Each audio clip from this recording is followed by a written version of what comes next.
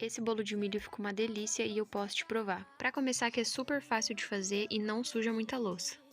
Já pega o seu liquidificador, acrescenta uma lata de milho, o açúcar, 3 ovos e o leite. Levei para bater levemente só para tudo se misturar. Não bati muito porque eu gosto de sentir os pedacinhos do milho. Depois já acrescentei o fubá e 2 colheres de margarina, que eu já estava me esquecendo. E por último, uma tampinha de fermento em pó. Com o forno pré-aquecido, eu despejei a minha massa na forma. A massa fica assim, líquida, parece que vai dar errado, mas eu te juro que dá tudo certo no final. Deixei no forno uns 35 minutos e o resultado foi esse, um bolo cremoso com uma casquinha crocante.